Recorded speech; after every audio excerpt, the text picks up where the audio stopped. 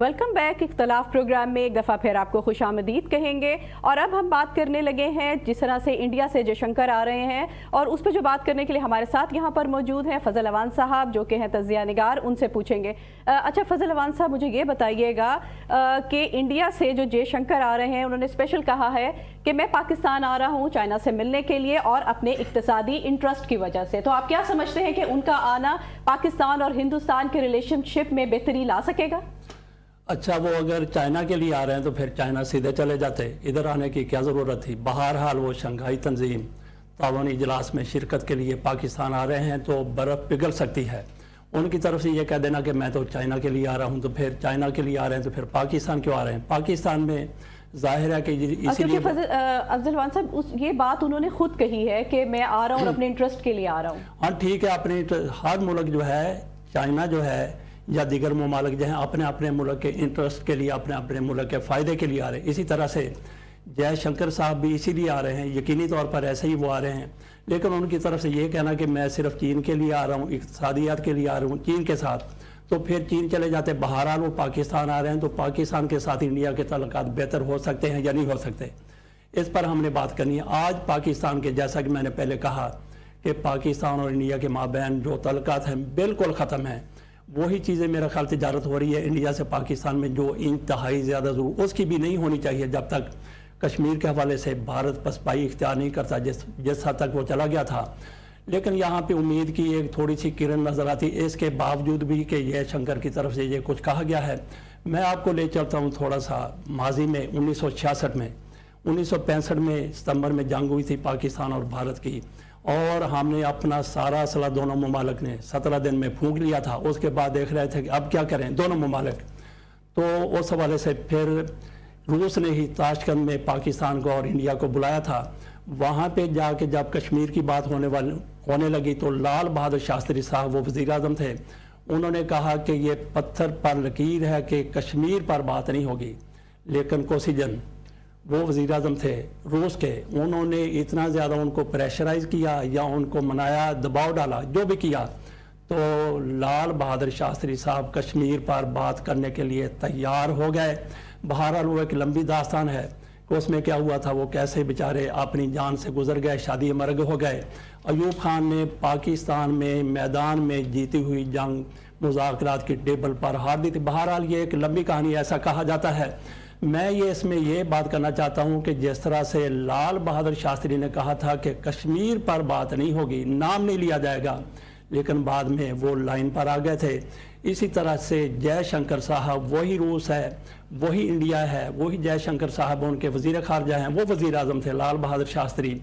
अभी ये कह रहे हैं कि मैं चीन के लिए यहाँ पे आ रहा हूँ। तो रूस के और भारत के बहुत ज़्यादा आपस में तल्लुकात खुशगवार रहे हैं, बहुत ज़बरदस्त तल्लुकात रहे हैं, बल्कि पाकिस्तान को तोड़ने में इन दोनों ममालिक का गठजोड़ भी था।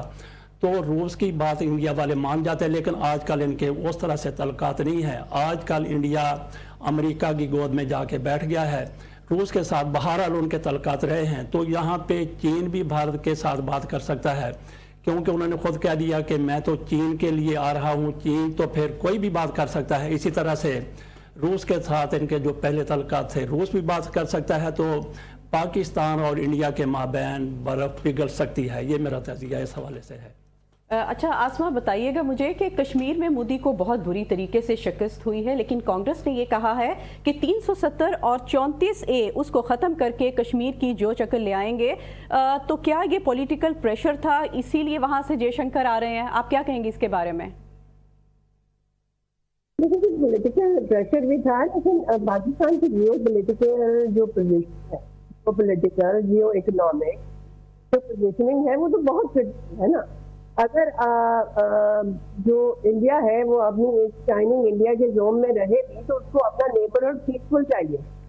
नेबरहुड में जब तक पीस नहीं होती, नेबरहुड में जब तक एक हार्मनी नहीं होती, वो अपना शाइनिंग इंडिया कैसे एंजॉय कर सकता है? वो तो एक रियलिटी बन के रह जाएगी। तो आप चाहे भारत जो कुछ भी चाहे, मोदी के बाद भारत एक वो होते ना मलेरिया की गोली होती है जो कि बाहर बहुत शुगर कोटेड होती है, लेकिन उसके अंदर करवाहट होती है। इंडिया की शाइनिंग इंडिया, मोदी के शाइनिंग इंडिया के अंदर एक करवाहट उन्होंने डाल दी है जिसको निकालना बहुत मुश्किल है। लेकिन you can not change your neighbours, you have two mutually exist with your neighbours. और हम इतने अनफॉर्चुनेट रहे हैं कि हमारा जो नेबर है वो इस मामले को समझने के लिए तैयार नहीं है। रीजन तरक्की करते होते हैं, मुल्क कभी तरक्की नहीं करता होता। आप यूरोप देख लें, आप आसियान देख लें, आप यूनाइटेड स्टेट्स देख लें। यूनाइटेड स्टेट्स भी तो कलेक्शन ऑफ स्टेट्स है ना। लेकिन हमारे पास ये एक अजीबोगरीब किस्म की एक मेंटालिटी है जहाँ पे हम समझने से काफिर हैं कि जब तक ये रीजन तरक्की नहीं करेगा, इसमें अलग अलग एंटिटीज चाहे जितने शाइनिंग, चाहे जितने स्काई ग्लाइडिंग हो जाए, वो कभी भी अपने फुल पोटेंशियल रीच नहीं कर सकते।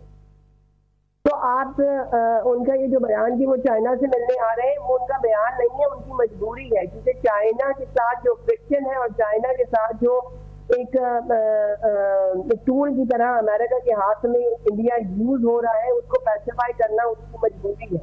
और हमारा प्लेटफॉर्म ही यूज किया जा सकता है क्योंकि चाइना डायरेक्टली तो उन्हें इतना क्लोज आने नहीं देगा, क्योंकि दे नो कि ये इंडिया सिर्फ एक टूल के तौर पे यूज हो रहा है अमेरिका के हाथ में अगेंस्ट चाइना। इंडिया को इतना बताया ही इस वजह से जा रहा है कि रीजन में चाइना की एग्जिस्टेंस को मिनिमाइज किया जा सके। तो हमें इस तरीके से वो यूज करना चाह रहे हैं, और it's good that he is open about it, मगर he should be more open about understanding the reality of Pakistan. Pakistan की इंपॉर्टेंस को समझना भी इतना ही इक्वली इंपॉर्टेंट है उनके लिए। और we being a very nice, pleasant and humble host, हम इस बात को जाने देंगे फिलहाल, लेकिन इस करवाहट को खत्म होना जरूरी है। तो शाइनिंग इंडिया भी अपना फुल पोटेंशियल तभी एंजॉय कर सकता है जब वो ये रीजन तरक्की करेगा। रीजन तरक्की कब करेगा? जब पाकिस्तान के साथ उसके हार्मोनाइज ताल्लुकात होंगे। वो कब होंगे? जब कश्मीर जैसे मसाइल रिजॉल्व कर लिए जाएंगे। उससे पहले चाहे आप चाइना से मिले, चाहे आप बेल्जियम से मिले, चाहे आप रशिया से मिले, you can not attain your full potential.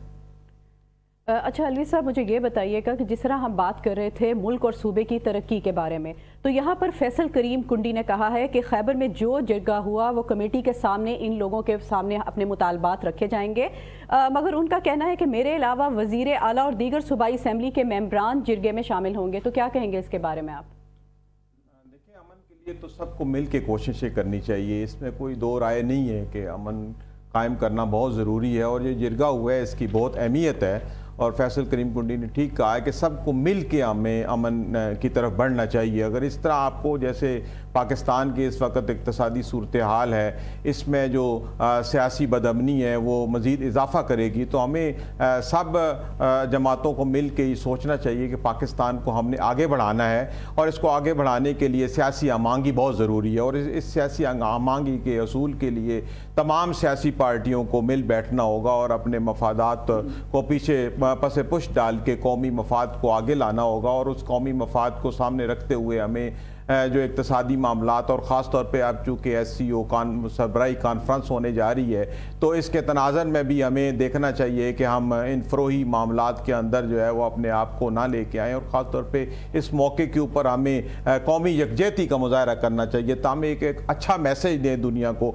दुनिया के सामने अपने मुल्क को एक बेहतरीन मुल्क के तौर पर, एक पुरअमन मुल्क के तौर पर और इक़्तिसादी तौर पर आगे बढ़ने के ख्वाहिशमंद मुल्क के तौर पर हमें इसको आगे लाना चाहिए। देखिए, अगर हम इस तरह अपने मसाइल के अंदर उलझते रहे तो दुनिया बहुत आगे जा रही है। हम पहले ही बहुत ज़्यादा पीछे रह चुके हैं, हमारी एक्सपोर्ट्स बंद हो चुकी हैं, हमारे मुल्क के अंदर हालात बहुत ख़राब हैं, पॉलिसीज़ जो स्टेबल नहीं है, बाहर से सरमायाकारी नहीं आ पा रही है। देखें, अभी हम इतने बड़ा एक फोरम हमें मिल रहा है यहाँ पे SCO कॉन्फ्रेंस के हवाले से, लेकिन हमें देखना होगा कि हमारे मुल्क के अंदर इतना इंफ्रास्ट्रक्चर नहीं है, हमारे कवानीन जो है वो बाहर के जो वो सरमायाकारी है उसको सपोर्ट नहीं करते हैं। इस तरह हमारे हालात ठीक नहीं है। तो ठीक बात है कि हमें अपने मुल्क को आगे ले जाने के लिए सियासी आमांगी जो है उसका असूल बहुत ज़रूरी है। जी फजल अवान साहब, मैं चाहूँगी कि हम बात करने लगे हैं, जिस तरह जरगे के हवाले से बात हो रही है। पहली बात तो ये है कि अमन जरगा की इजाज़त किसने इन्हें यहाँ पर दी है कि तहरीक इंसाफ की बात की जाए तो उन्होंने मुख्तलिफ पार्टीज़ को यहाँ पर बुलाया है, उसके अलावा मरकज़ी लीडरशिप को भी बुलाया गया है और वहाँ पर फ्लैक्स फिगर दिए गए हैं जो कि बराह रास्त सुबह पंजाब के ख़िलाफ़ ही क्यों जा रहे हैं? सोशल मीडिया पे हर जगह ये बात डिस्कस हो रही है, तो मैं चाहूंगी आप भी इसके बारे में अपना मौक़िफ़ दें। अच्छा, पहले तो हम सोशल मीडिया को एक साइड पे रख देते हैं, क्योंकि वहाँ पे आपको कोई मुसद्दका चीज़ें नहीं आती। लेकिन बाज़ औक़ात ये होता है कि मुसद्दका से भी थोड़ा सा 2 कदम आगे चले जाते हैं सोशल मीडिया वाले, और बहुत पीछे भी चले जाते हैं। हमें ये इस हकीकत का अदराक है, पता है कि वहाँ पे तहरीक इंसाफ की हुकूमत है, और तहरीक इंसाफ और आज की हुकूमत के माबैन, अदारों के माबैन इख्तलाफात के साथ तक जा चुके हैं। मुझे 90 की दहाई याद आ जाती है कि पीपल्स पार्टी मुस्लिम लीग नून के माबैन इख्तलाफात, दुश्मनी और ज़ातिया तक चले गए थे। बहुत ज़्यादा इख्तलाफात थे, और उनकी वजह से मुस्लिम लीग नून की तरफ से पीपल्स पार्टी की 2 दफ़ा हुकूमत तोड़वाई गई। इसी तरह से पीपल्स पार्टी ने भी मुस्लिम लीग नून की मियां नवाज शरीफ की 2 मरतबा हुकूमत तोड़वाई थी, और उसके बाद हमने देखा कि किस तरह से ये शीरो शुक्र हो गए दोनों, पीपल्स पार्टी और मुस्लिम लीग नून। पहले PDM के प्लेटफार्म से ये हुकूमत में रहे, और अब फिर ये अलग अलग अपने जीत के एक जगह पर फिर ये हुकूमत में आ चुके हैं। तो खैबर पख्तूनख्वा में आज सूरत हाल वही है जो 90 की दहाई में मुस्लिम लीग नून और पीपल्स पार्टी की थी। तो वहाँ पे हमें ये नज़र आ रहा है कि फैसल करीम कुंडी, ये अलमिया होता है किसी भी हुकूमत का जो इत्तेहादियों के ज़रिए बनती है। वैसे पीपल्स पार्टी कहती है कि हम हुकूमत में शामिल नहीं हैं, लेकिन उन्होंने अपना सदर बनवा लिया, अपने गवर्नर बनवा लिए। वहाँ पे फैसल करीम कुंडी पीपल्स पार्टी से उनका ताल्लुक है, और फिर इनकी आपस में इख्तलाफ का आप अंदाज़ा यूँ कर सकते हैं दोनों के माबैन, पीपल्स पार्टी और तहरीक इंसाफ के दरमियान के दोनों का ताल्लुक मुख्तलिफ पार्टियों से है। मौलाना फजल रहमान वो अलग से हैं, पीपल्स पार्टी के फैसल करीम कुंडी का ताल्लुक पीपल्स पार्टी से, और जाहिर है कि गंडापुर वो तहरीक इंसाफ से हैं। और ये तीनों डेरा इस्माइल खान से इलेक्शन लड़ते हैं, मौलाना फजल रहमान, फैसल करीम कुंडी और गंडापुर। तो गंडापुर ने इनको शिकस्त दी थी, वहाँ पे उनको ला के बिठा दिया गया। एक गवर्नर है, एक वज़ीर आला है, तो उनके माबैन जो अपने हल्के में होता है वही कुछ हमें पेशावर में होता हुआ नज़र आ रहा है। लेकिन हाँ, तो ये अलवी साहब यहाँ पे जो पॉजिटिव चीज़ है ना, जो मुस्बत है, वो ये चीज़ है कि इतने ज़्यादा इख्तलाफात। मोहसिन नकवी साहब पीपल्स पार्टी तहरीक इंसाफ कहती है कि हमारा इन्होंने बेड़ा गर्क कर दिए, पंजाब के वज़ीर आला थे, तो तहरीक इंसाफ को कुचलने में कोई कसर नहीं छोड़ी। ये तहरीक इंसाफ का इल्ज़ाम है। इसी तरह से वो वज़ीर दाखिला बने तो उसके बाद भी तहरीक इंसाफ ये इल्ज़ाम लगाती है। तो मैं ये यहाँ पे बात यहाँ पे एस्टेब्लिश करना चाहता था कि दोनों के माबैन इख्तलाफात वाकई दुश्मनी तक जा चुके हैं। लेकिन जब वहाँ पे खैबर पख्तूनख्वा में जिरगे की बात हुई तो वहाँ पे मोहसिन नकवी बैठे हुए थे, वहाँ से फैसल करीम कुंडी बैठे हुए थे, काबीना के लोग बैठे हुए थे, और ये मेज़बानी हो रही थी गंडापुर की। गंडापुर ने सरबराही की या इजलास बुलाया, तो वहाँ पे सारे स्टेक होल्डर मौजूद थे, हुकूमत मौजूद थी, मरकज़ी और फैसल करीम कुंडी, जो एक दूसरे को देखने के रवादार नहीं हैं। लेकिन वहाँ पे जिस तरीके से जिरगे को हैंडल किया गया, इसको मैं मिसाली करार देता हूँ कि इनके इख्तलाफात के बावजूद भी बड़ी ज़बरदस्त पेशरफ्त हुई है। लेकिन यहाँ पे हुकूमत की नाअहली की ज़रूर बात की जानी चाहिए। बहुत से हुकूमतें बहुत सी ऐसी बेवकूफ़ियाँ, अहमकाना हरकतें कर जाती हैं कि जिसका नतीजा बाद में हमें, बल्कि इसका नतीजा तो फौरी तौर पे हमें नज़र आ रहा था कि सोचे समझे बगैर PTM को कालअदम करार दे दिया गया। भाई एक तरफ आप उनको कालअदम करार दे रहे हैं, तीसरे रोज़ आप उनके साथ बैठे हुए हैं। मंजूर पश्तीनी भी वहाँ पे मौजूद थे।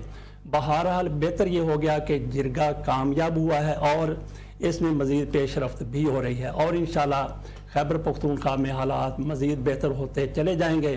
जो इनकी बेवकूफ़ी की वजह से हालात बिगड़े थे PTM को कालअदम करार देने की वजह से, मेरा ख्याल है कि ये फ़ैसला भी जिस तरह से उनको अकामोडेट करने की कोशिश की जा रही है, ये फ़ैसला भी वापस हो जाएगा। तो PTM पहले की तरह, पहले भी वो कौमी धारे में शामिल थी, तो ऐसी आप पाबंदियाँ लगा के किसी पार्टी को अपने करीब नहीं करते, बल्कि उसको मज़ीद दूर कर देते हैं, और फिर ऐसे लोगों पर शिद्दत पसंदी, दहशत गर्दी, ऐसे इल्ज़ाम लगा के हम क्या हासिल करना चाहते हैं। बहरहाल मैं इसको वाइंड जो कर रहा हूँ कि वहाँ पे सूरत हाल नॉर्मलाइजेशन की तरफ बड़ी तेज़ी के साथ जा रही है, और इसी तरह से अगर कोई और हमाकत किसी तरफ से ना कर दी गई तो मुझे यकीन है कि खैबर पख्तूनख्वा में सूरत हाल बेहतर से बेहतर होती चली जाएगी। यहाँ पर लेने लगे हैं छोटा सा ब्रेक, मज़ीद इस पर बात करेंगे, हमारे साथ रहिएगा।